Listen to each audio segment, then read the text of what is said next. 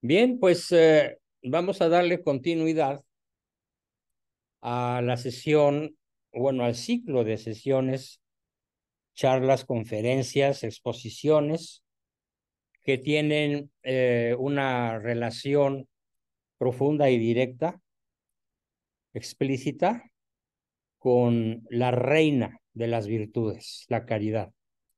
Ya empezamos a verla en la sesión pasada, de alguna manera un tanto indirecta, si bien ya aportamos definiciones directas sacadas del Catecismo de la Iglesia Católica, que, como decía Ricardo hace unos momentos, es una lectura obligatoria que todo mundo debería consumir. Eh, Bien, y continuando con mi sistema de contrastar lo que debe ser con lo que es, vamos a comenzar esta sesión por explicar lo que es, ¿sí? Lo que está sucediendo en México, concretamente como una orden, como un ordenamiento emanado de la Secretaría de Educación Pública, o mejor dicho, de la Secretaría de Formación Pública, eh, que revela la absoluta falta de caridad en absolutamente todos nuestros gobernantes. Incluso simples alcaldes de algún pueblo por ahí. Y no se diga el gabinete presidencial y la presidencia misma. Se van a asombrar de lo que les voy a platicar como ausencia de caridad y luego la contrastamos con lo que es caridad a un nivel práctico, como lo anuncié en la invitación a los grupos y a las personas que están participando. La Secretaría de Educación Pública, comienza así mi exposición, ensalza el terrorismo. ¿Cómo?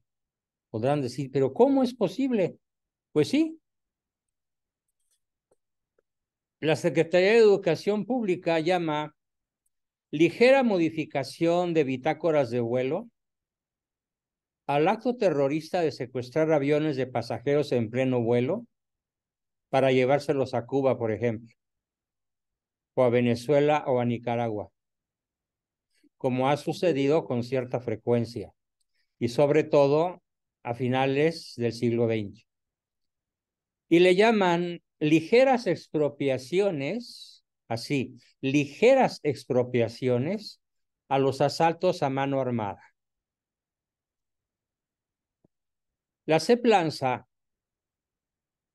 de manera obligatoria a todos los maestros del país, estamos hablando de cientos de miles de personas que tienen bajo su responsabilidad la educación o deformación de nuestra niñez, dado que la educación pública en ese país alcanza un porcentaje del 94%.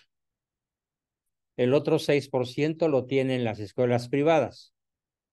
Pero también para las escuelas privadas es obligatorio leer y aplicar un libro lanzado por la SEP que se llama Un libro sin recetas para la maestra y el maestro. Y lo subtitula fase 6. Sí, porque ya pasaron por la fase 1, 2, 3, 4, 5 y ahora ya vamos en la fase 6, en donde de manera abierta, cínica, la Secretaría de Educación Pública instruye a los docentes a realizar la apología del crimen, del secuestro, del cobro de rescates, de los asaltos en la vía armada, de los asaltos en las vías de comunicación a mano armada y del terrorismo. Les voy a leer algunos párrafos textuales de lo que enseñarán a los niños mexicanos en el próximo ciclo escolar. Dice así este párrafo textual. La euforia crecía en la conciencia de los jóvenes estudiantes mexicanos de la Universidad Comunista Patricio Lumumba, en la entonces Unión de Repúblicas Socialistas Soviéticas, URSS. Se convencían de ser el motor de la historia y la opción para construir una nueva realidad mexicana. Al considerar indispensable que recibieran entrenamiento en algún país del bloque socialista, iniciaron una larga jornada de encuentros con representantes de Cuba, de la propia URSS y de China. Nadie parecía estar dispuesto a ser partícipe de la inquietud liberadora con sello azteca. Hasta que fíjense, sello azteca. Recuerden todo lo que hemos visto sobre las costumbres de los aztecas. Hasta que la República Democrática de Corea, Corea del Norte, asumió el compromiso para que 53 jóvenes mexicanos viajaran a esa nación asiática en los años 69 y 70 para recibir adiestramiento militar y fundar el grupo armado llamado Movimiento de Acción Revolucionaria MAR. Bueno, ¿cómo la ven? Es un panegírico, es un himno al terrorismo, es un himno al comunismo del ala sicaria, de ese sionismo comunista que hoy está suelto en todo el país y que se llama narcoestado, pero que en aquellos años, a finales del siglo pasado, empezaba a asomarse tímidamente al interior de nuestras fronteras, después de que docenas y docenas de jóvenes fuesen entrenados en el extranjero, sobre todo en la URSS, en China y más que nada en Corea del Norte, en tácticas militares de tipo terrorista. Y repito, para que no se les olvide, el concepto de secuestro de un avión no se llamó así, se llama modificación de la bitácora de vuelo. Y el acto terrorista de secuestrar aviones en pleno vuelo, ligeras expropiaciones, como también se llamó así a los asaltos a mano armada. Es verdaderamente dramático, patético, horroroso, luciferino, que esto suceda en México en el año 2023 como una consigna emanada de la más alta autoridad educativa para que en todo México, desde la más tierna niñez, se instale en la mente de los jóvenes como una solución a sus problemas de todo tipo, el comunismo de recurso armado. Y bien, continúo con la exposición. Hay otro párrafo que quiero leerles que está contenido en las instrucciones recibidas por nuestros maestros de toda la extensión territorial mexicana, y lo leo tal como está escrito. Así como un acto de condena por lo sucedido en su país, el 10 de enero de 1969, el héroe Jesús Anaya Rosique abordó el avión que viajaría de Guayaquil, Ecuador, a Miami, pero decidió modificar la bitácora de vuelo para desviarlo a La Habana, Cuba. Anaya Rosique buscaba que el mundo dejara de aplaudir la hospitalidad mexicana durante los Juegos número 19 de las Olimpiadas y contemplara la terrible realidad mexicana que se vivía. ¿Mediante qué? Mediante el secuestro de un avión al que se llama ligera modificación de la bitácora de vuelo. En la misma circunstancia, otros héroes, los jóvenes Carlos Salcedo y Miguel Domínguez, tenían el impulso heroico de organizar un grupo que fuera un dolor de cabeza para el poder, el cual será bautizado después como los Lacandones. Al mismo tiempo y en el mismo tenor, Francisco Uranga, otro héroe, se reunió con diversas amistades con quienes compartía la lógica de no abrazar la actitud impávida, y ellos se autodenominaron como Frente Urbano Zapatista, FUS. Practicaron pequeñas expropiaciones a comercios y despojaron de sus armas a algunos guardias de seguridad.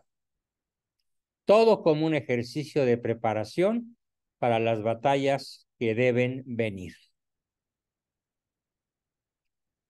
Firma el secretario de Educación Pública, un extranjero.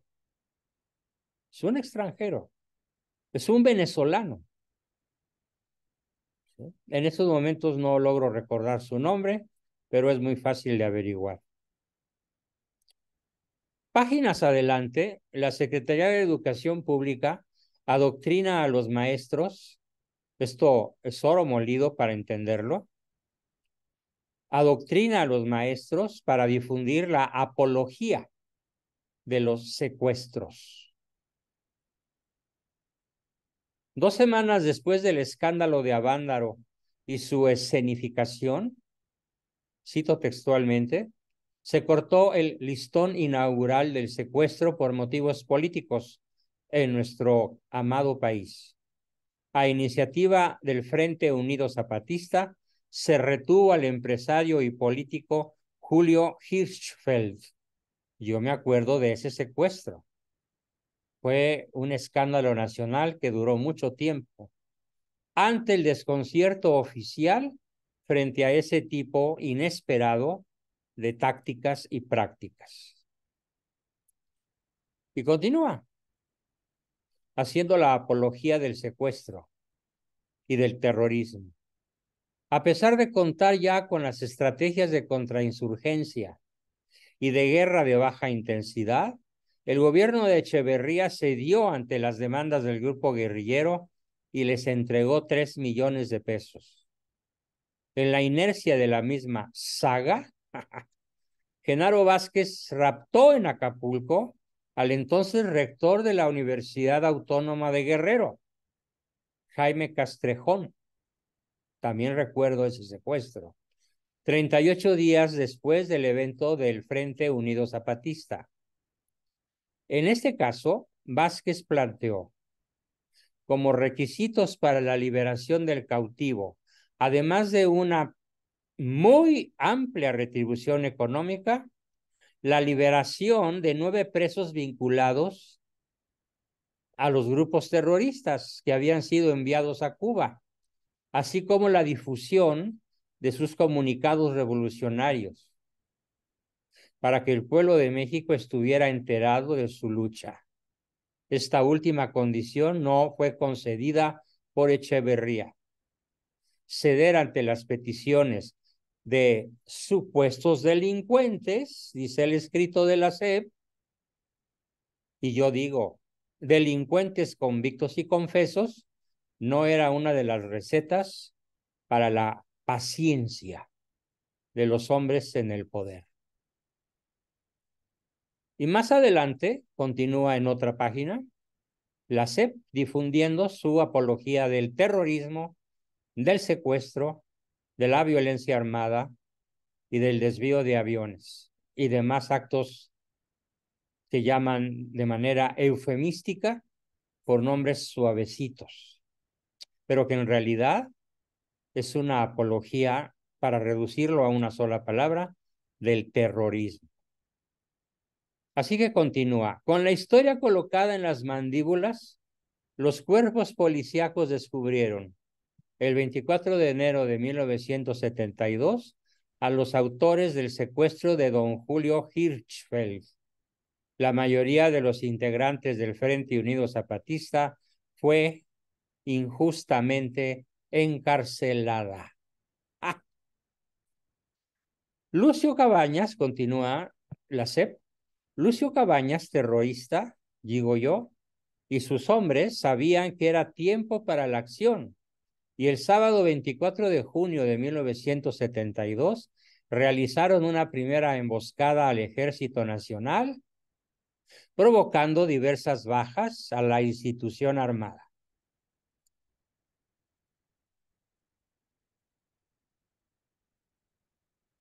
Y luego continúa la SEP que indicándonos y aleccionando a los maestros para que preparen a los niños para aceptar el terrorismo como forma de vida, que en marzo de 1973 fue la fecha elegida para el gran encuentro de todas las organizaciones armadas. Guadalajara, la ciudad que ofrecía mayor seguridad. Allí fue. Gracias a los diversos lazos de confianza entre la organización de los frentes terroristas, sumado a los fondos económicos aportados por el grupo de los lacandones, quienes le arrebataron 80,000 pesos de aquella época al osito Bimbo. Fueron posibles 2 semanas de encuentro. Al término de la reunión, los procesos, los guajiros, los lacandones, el Movimiento de Acción Revolucionaria 23 de septiembre, los enfermos, los Macías, la Liga Comunista Espartaco y el Movimiento de Liberación Nacional acordaron sumar sus esfuerzos y fundirse en una sola organización, a la que denominaron Liga Comunista 23 de septiembre, como un reconocimiento a la frustrada toma del cuartel militar en la ciudad de Madera, Chihuahua. Y ahora viene la apología de lo sangriento. Cito entre comillas, la operación Asalto al Cielo fue una acción que articuló la Liga Comunista 23 de septiembre en enero de 1974, específicamente en la ciudad de Culiacán, Sinaloa, donde logró movilizar a trabajadores agrícolas y de la construcción, obreros, maestros y estudiantes, paralizando sus actividades cotidianas y poniendo en jaque a las autoridades municipales, estatales y federales. Acción heroica que provocó un enfrentamiento sangriento, pero mostró también la capacidad de inconformidad de diversos sectores de la sociedad, así como el músculo que había alcanzado la organización clandestina. Y finaliza la introducción a la apología de lo sangriento. Como se consigna en los volúmenes de Un libro sin recetas para la maestra y el maestro, en los volúmenes, en las fases anteriores, no se puede generar un pensamiento crítico en los alumnos, fíjense bien en esto, si la maestra o el maestro no desarrolla su propio pensamiento crítico. ¿Qué es el pensamiento crítico según la SEP? El pensamiento que hace apología del crimen, del secuestro, de la violencia, de los asesinatos, de los sangrientos, de los robos a mano armada en la vía pública y de cuantas formas de extorsión se tengan en la imaginación y se lleven a la práctica. Eso, según la SEP, es el pensamiento crítico. A esa afirmación, continúa la SEP, debemos sumar que como docentes, no podemos desarrollar nuestro pensamiento crítico sin una conciencia de clase y sin una memoria histórica completa, sin censura, sin quiebres ni mezquindades. Aquí está la lucha de clases que propuso Marx y que en aquellas décadas era la estrategia fundamental de estos grupos a los que ahora la Secretaría de Educación Pública pretende ensalzar y rescatar para que sean la luminaria que enseñe a los maestros y maestras, así lo dicen ellos. Yo diría nada más maestros, porque con la O se engloba a todo mundo, el pensamiento crítico, que repito, es la obra de contracaridad más rotunda, más cínica, más primitiva, más mexica, más azteca que se haya lanzado contra la sociedad mexicana actual, resucitando todas las acciones terroristas de los terroristas de esas décadas que pusieron a México de cabeza. Y continúan con una frase que sacada de contexto podría ser aceptable, pero en el contexto en el cual está colocada es una frase demoledora, es una frase destructiva, es un enunciado colocado ahí para que los maestros de brocha gorda, como les llamo yo, porque salvo algunos dos o tres que tienen una verdadera vocación de maestros, la inmensa mayoría solo se dedican a hacer antigüedad y a cobrar y a jubilarse lo antes posible. La frase con la cual termina esta arenga terrorista de la Secretaría de Educación Pública es de Lucio Cabañas. Lucio Cabañas es el terrorista más feroz, con más éxitos terroristas en la historia de América Latina. Dice Lucio Cabañas: desgraciados los pueblos donde la juventud no haga temblar al mundo y los estudiantes se mantengan sumisos ante el tirano.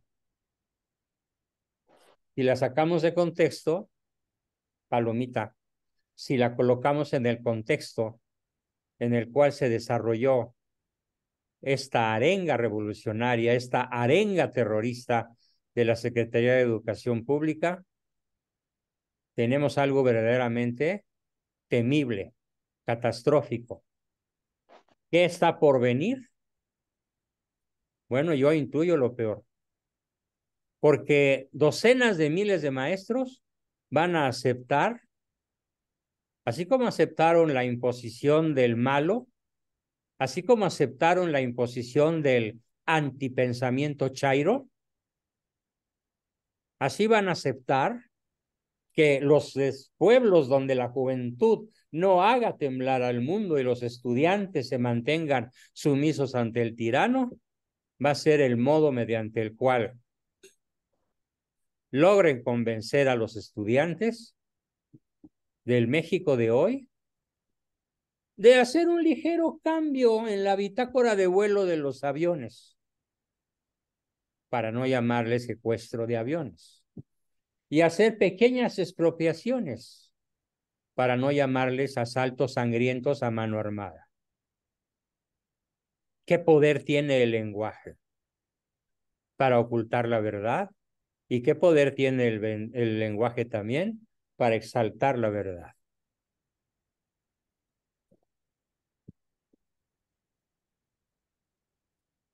Bien,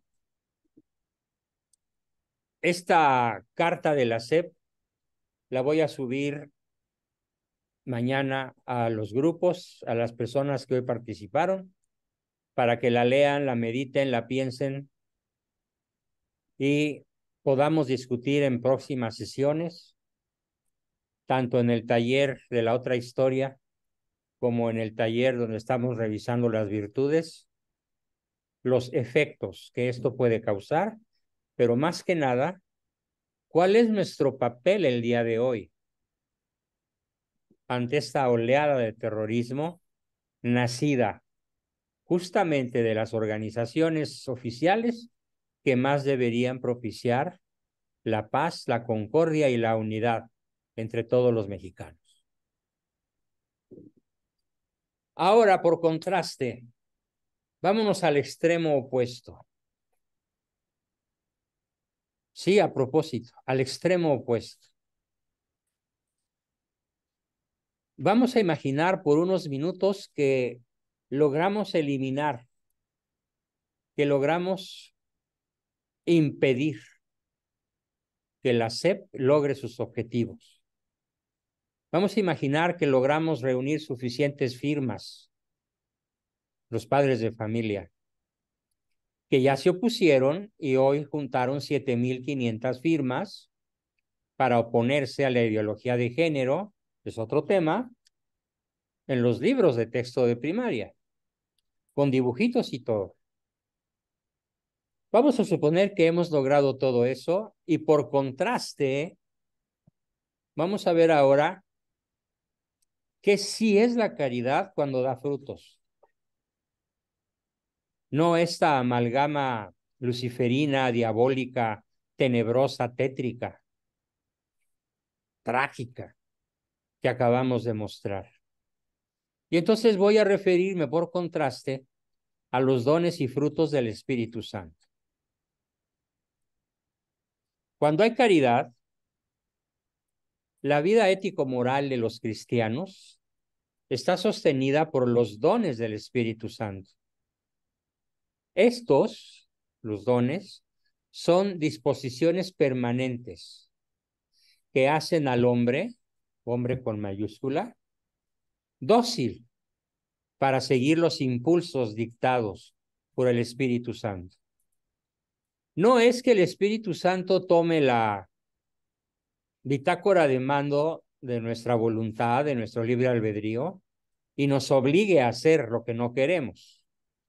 No, por eso el Espíritu Santo inspira, sopla, sugiere, se comunica, pero nunca al grado de inutilizar las potencias fundamentales del alma: la inteligencia, la memoria y la voluntad o libre albedrío. Y entonces cuando hay caridad se dan 7 dones del Espíritu Santo. Sabiduría, inteligencia, consejo, fortaleza, ciencia, piedad y temor de ofender a Dios. Esos son los 7 dones del Espíritu Santo. Los repito por si alguien quiere tomarlos a vuela pluma. Sabiduría, inteligencia, consejo, fortaleza, ciencia, piedad y temor de ofender a Dios. Estos dones pertenecen en plenitud a Cristo, Hijo de David, y completan y llevan a su perfección las virtudes de quienes los reciben, porque nos hacen fieles dóciles para obedecer con prontitud las inspiraciones divinas. Tu espíritu bueno me guíe por una tierra llana, dice el Salmo 143. Todos los que son guiados por el Espíritu de Dios son hijos de Dios. Y sí, también son sus herederos. Herederos de Dios y coherederos de Cristo. Los frutos del Espíritu Santo, voy a silenciar al grupo.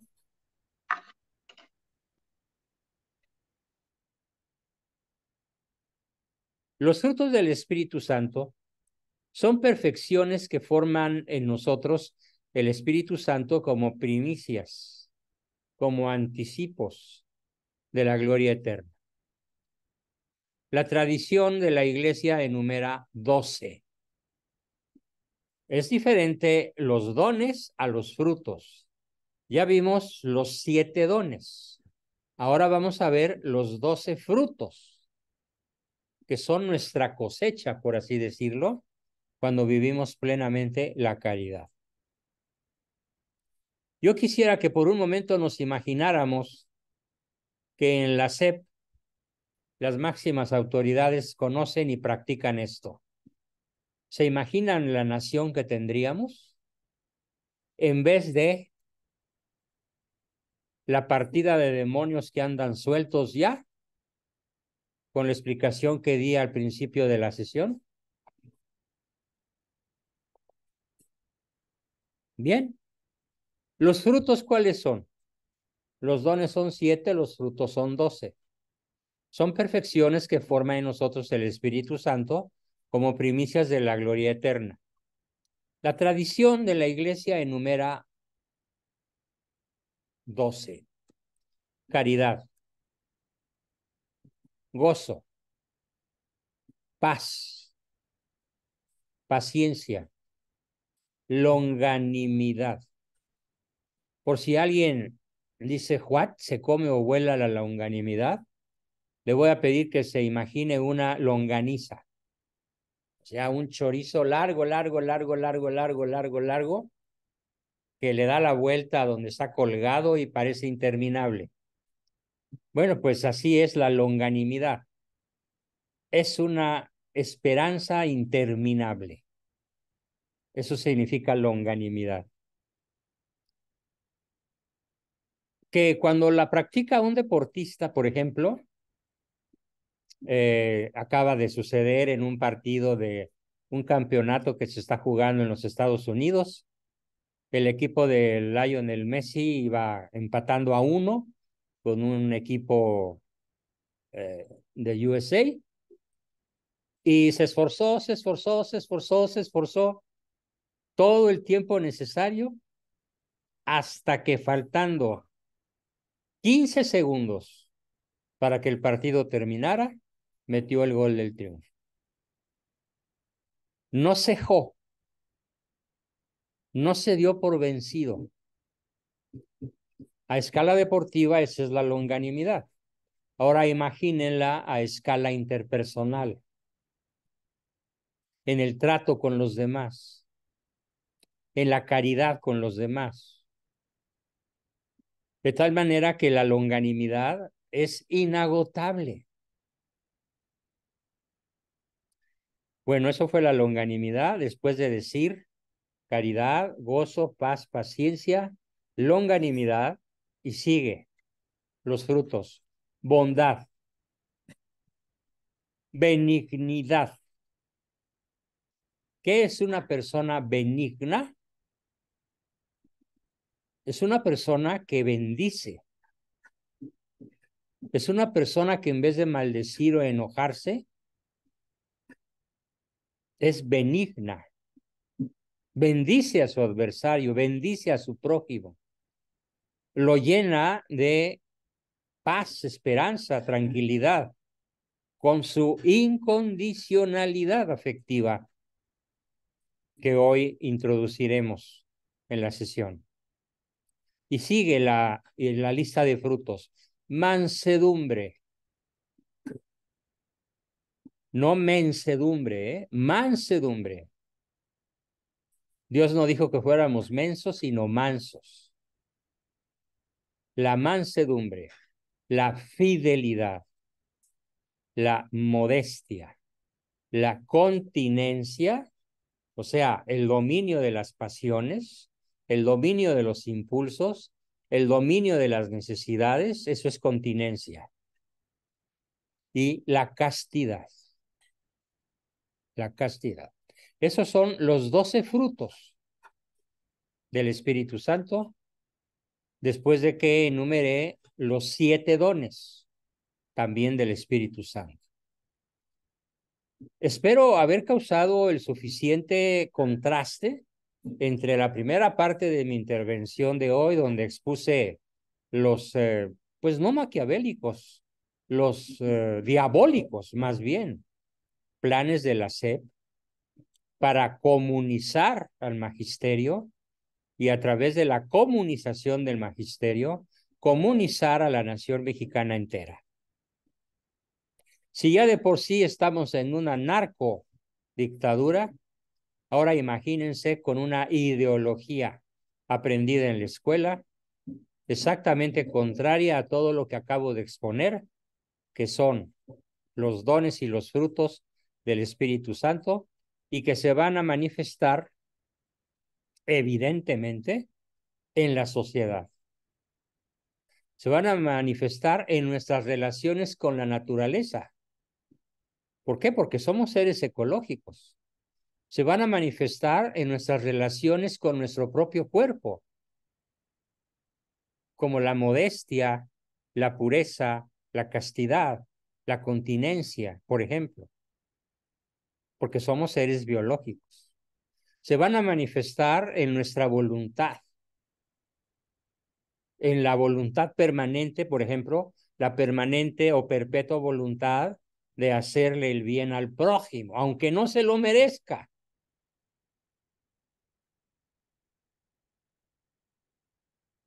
Y se van a manifestar, desde luego, en el ámbito social, aparte del ecológico, el biológico, el psicológico, se van a manifestar en el ámbito social, entre grupos sociales, entre estratos sociales, de tal manera que los que menos tienen no van a ambicionar, ni van a odiar a los que más tienen, sino que van a procurar emularlos.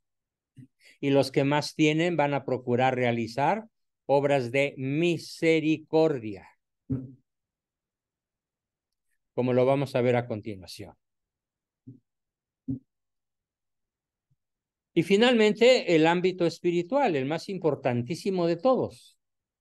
En el ámbito espiritual, la práctica de la caridad, la práctica, o la mejor dicho, la docilidad ante las inspiraciones que nos da el Espíritu Santo para abrazar sus dones y las inspiraciones que nos da para recoger sus frutos, vamos a facilitar de una manera extraordinaria la vida en gracia, vivir en gracia.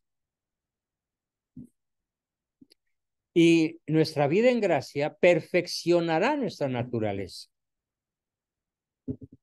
Si bien el primer paso es que la supone.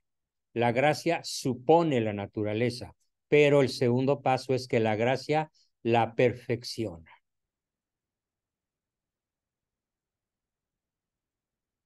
¿Qué podemos hacer para practicar en la vida diaria? Bueno, hay varias agrupaciones en diversas partes de la República.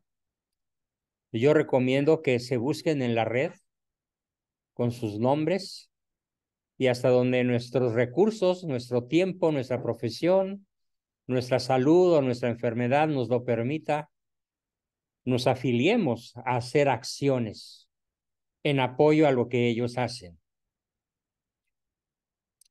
Y así tenemos entonces bancos de alimentos, ¿sí? Bancos de medicamentos, sobre todo en un México donde no los hay, gracias a las rascuaches políticas destructivas de Malo, que se propuso dejar a México sin medicamentos. Surgieron más potentes que nunca los bancos de medicamentos, los bancos de ropa y artículos varios, los bancos de voluntarios, una agrupación que se llama la Posada del Peregrino, otra que se llama Promoción Humana y una más que se llama Servicios de Salud.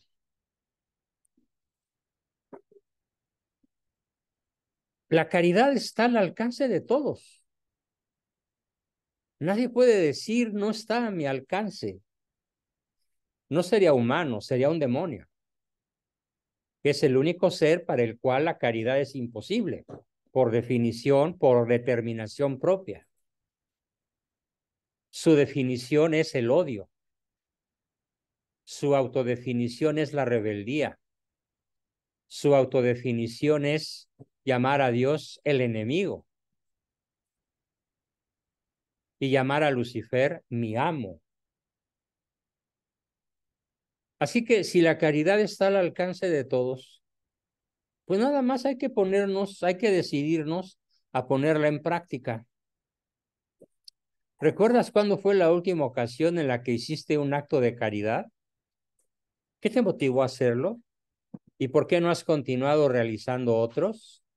Basta con mirar a tu alrededor para que te des cuenta de que la necesidad es demasiado. Y desde luego la caridad puede tener diversas caras. La limosna inteligente y oportuna, la alimentación al hambriento, el ver por los enfermos, el donar ropa o artículos, el ayudar en situaciones de riesgo. Pero para mí, el acto de caridad más sublime, el acto de caridad más poderoso desde el punto de vista social, es la educación. Contribuir a educar el pensamiento de la gente. Si estamos enfrentando al Leviatán que se llama Secretaría de Educación Pública, ¿qué nos toca hacer a nosotros para contrarrestar a ese Leviatán, a ese monstruo? Educar y reeducar. Y volver a educar y volver a reeducar. Porque como decía yo en la sesión pasada, citando a Santo Tomás de Aquino, el primer acto de caridad es sacar a las personas de su error, aun cuando este error sea defendido por ellos de buena fe, como es generalmente la inmensa mayoría de los casos.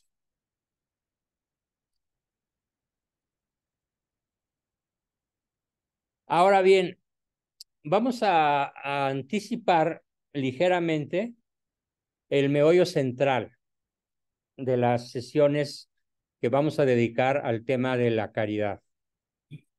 Y vamos a recordar todos, aprovechando que el quórum ya está prácticamente completo, vamos a aprovechar todos para recordar conocimientos de carácter básico, elemental, primaria, de kinder, desde el punto de vista de la psicología realista. Y comencemos por recordar que el cerebro humano, el bulbo raquídeo, el cerebelo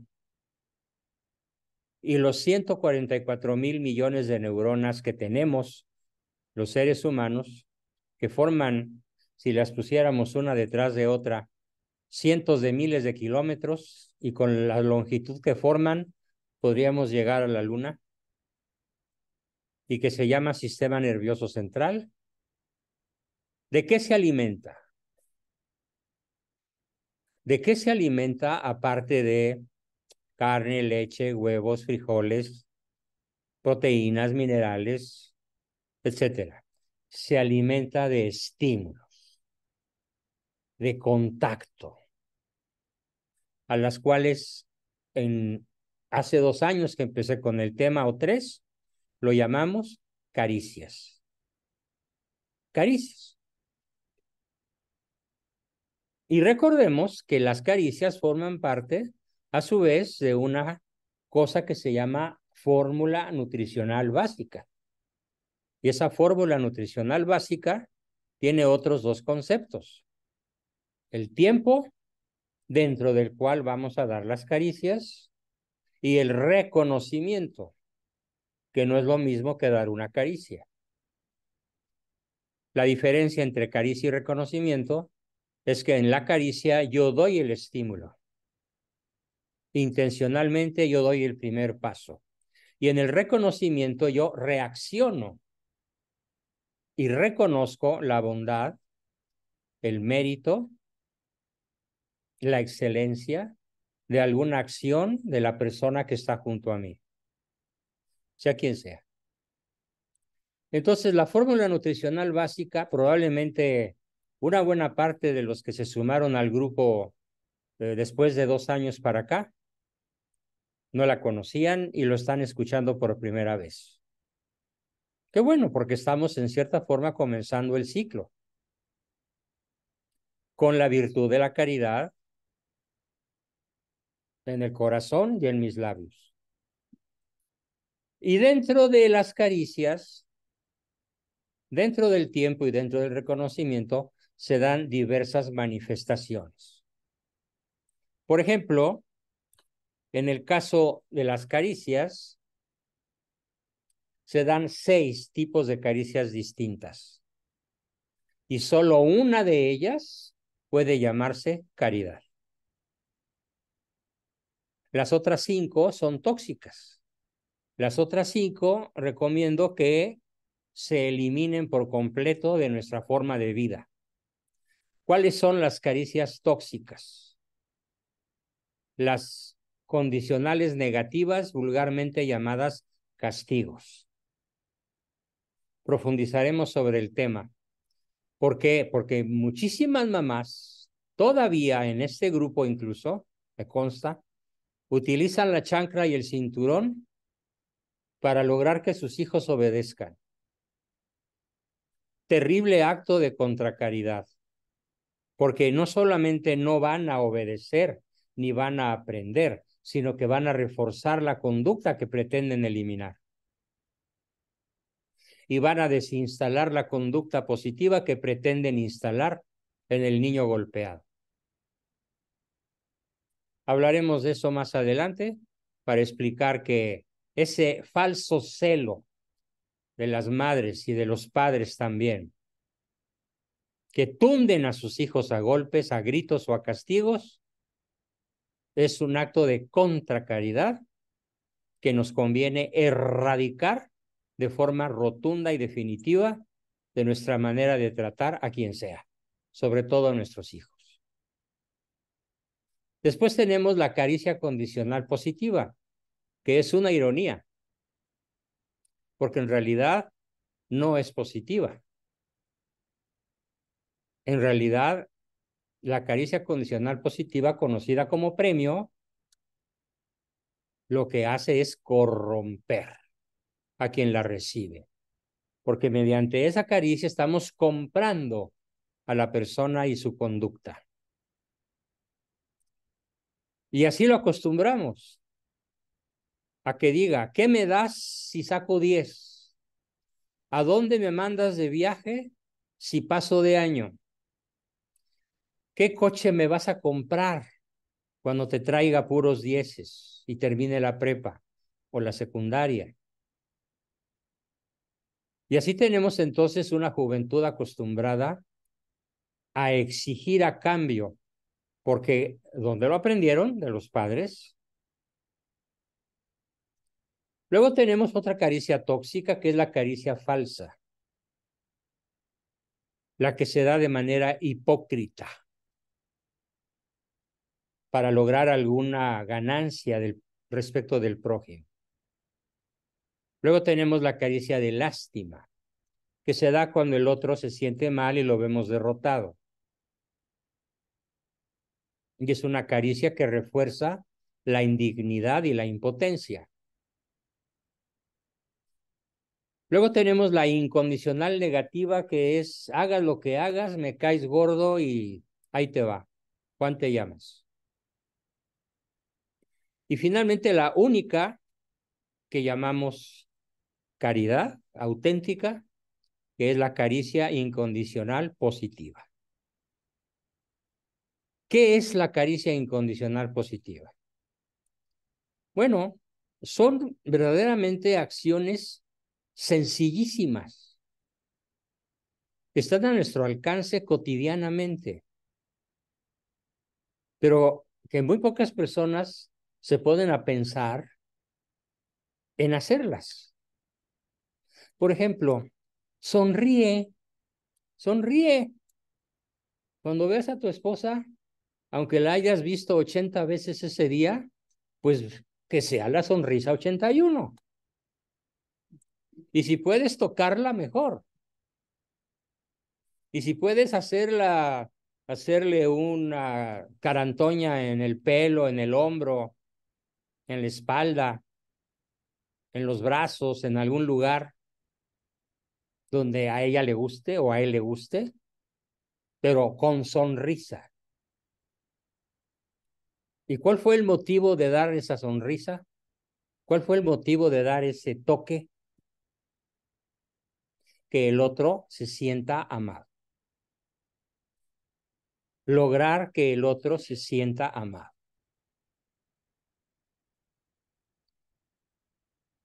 Con una sonrisa, sí.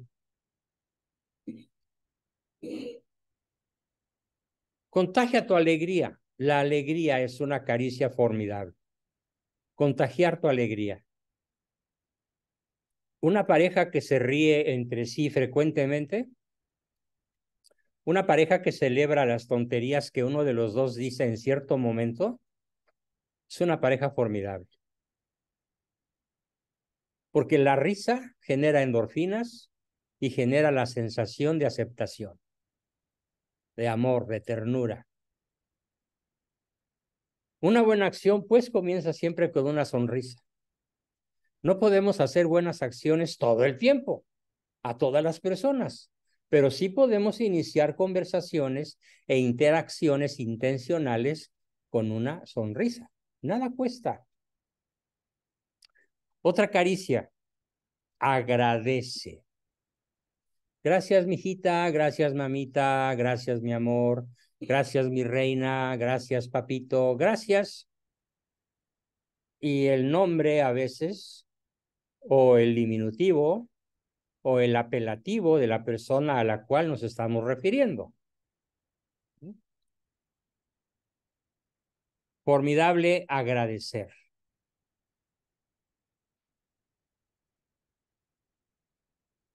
Saludar desde un gesto alegre hasta un gesto eufórico. Saludar. No importa que ya hayas saludado. En muchas ocasiones soy distraído y paso junto a mi esposa y ella me dice, ay, ni un beso, ni un abrazo, ni nada. Me regreso y se lo doy.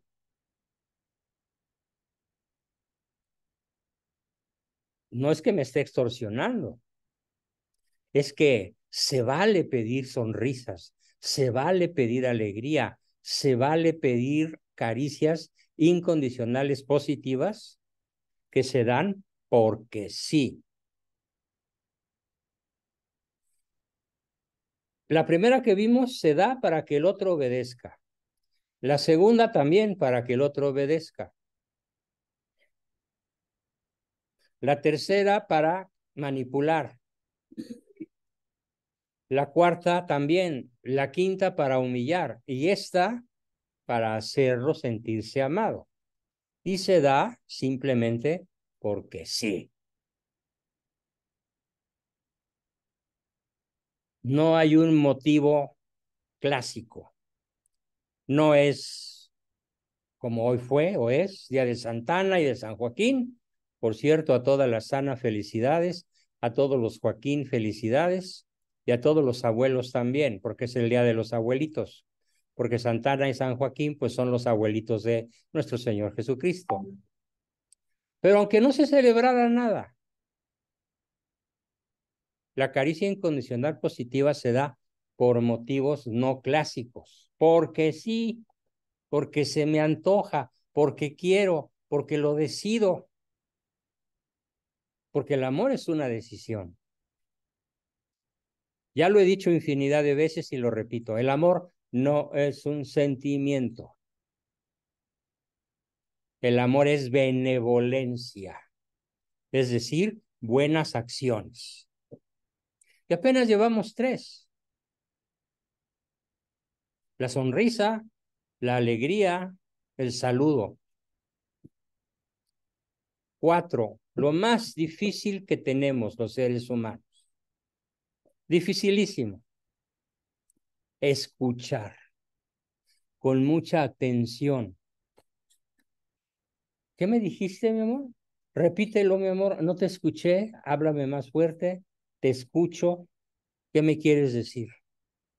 Escuchar.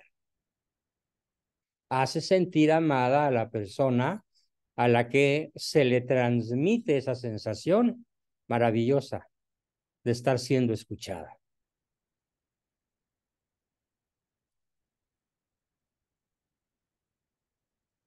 Ayudar.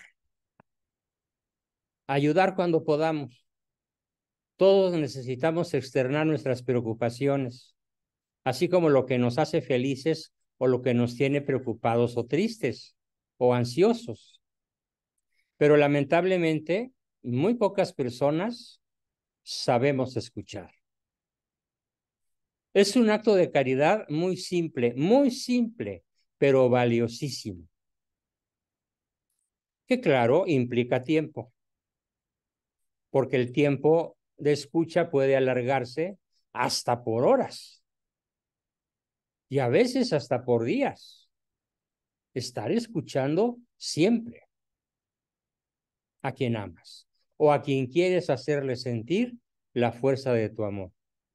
De allí que el siguiente acto de caridad es ayuda cada vez que proceda a ayudar o ayuda cada vez que puedas. Te cargo tu bolsa, te subo el mandado a la cocina para que no cargues tú, lo saco de la cajuela del auto y lo pongo donde debe estar. Ayudar.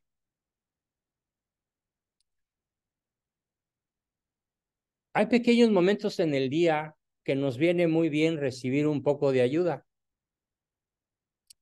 Si estás cerca de alguien en uno de esos instantes, nada te costará abrir una puerta, solucionar una duda, brindar señales sobre cómo llegar a un lugar, dar indicaciones valiosas, crear en la persona un sentido de alerta ante el peligro que él no percibe. Ten cuidado, por ahí no, baja despacito, mira los escalones que vas a pisar para que no te vuelvas a caer.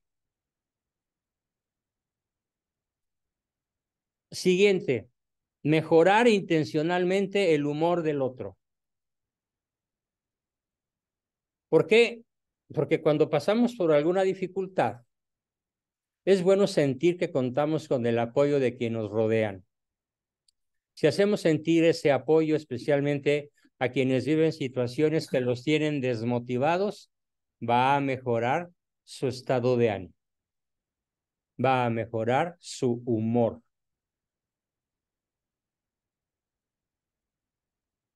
Aquí viene algo que es reconocimiento, pero que tiene un poder formidable. Alegrarnos del éxito de los demás, pero de modo explícito. Pongo un ejemplo muy triste. Infinidad de parejas de Hollywood se han divorciado porque en vez de alegrarse por los logros de Angelina Jolie o de Richard Gere o de quien sea, su pareja es corroída por la envidia. Y se sale del cine de estreno de la película donde su nombre aparece en segundo plano. En lugar de celebrar el éxito de que su esposo o su mujer, o al menos su pareja, haya ocupado el primer lugar en los créditos cinematográficos. Enaltecer y alegrarse por el éxito, por los logros de los demás, tiene un poder de caridad verdaderamente extraordinario.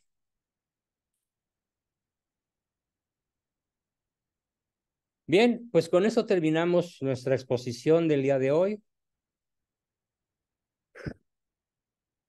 Como les dije a los que estaban en la sesión al principio, cuando había nada más 7 o 10 participantes, hoy tuve que hacer un esfuerzo verdaderamente denodado para poder dar la sesión. No me quise echar para atrás, pude darla, pero la parte de participación, de preguntas, dudas, comentarios, aportaciones y demás, les voy a pedir por favor que por esta ocasión la pasemos para el lunes próximo. Y con esto damos por terminada nuestra exposición del día de hoy, que es una introducción apenas al concepto práctico, vivencial, aterrizado de lo que es la caridad y su ausencia con el documento terrorífico que les leí, lanzado en esta semana por la SEP a todos los maestros de México. Bien, pues muchísimas gracias a todos. Nos vemos el lunes, Dios mediante. Espero estar ya en casa en muchísimo mejores condiciones de las que hoy me siento. para tener una sesión mucho más completa, más eficiente y más adecuada a las inquietudes y necesidades de todos, porque todos necesitamos, por supuesto, aprender y practicar la caridad a través de ese concepto tan difícil de entender y de aplicar, que es la caricia incondicional positiva. El tiempo de agenda incondicional y positivo. Y el reconocimiento incondicional y positivo. Bien, queridos amigos, pues nos vemos el lunes. Espero Que se escuchar mejore, sus doctor. vidas. Gracias por Gracias, buenas todo. noches a todos. Gracias a todos. Gracias, buenas noches. Muy Que bien. descanse, doctor. Buenas noches a todos, Bendiciones para compañeros. todos.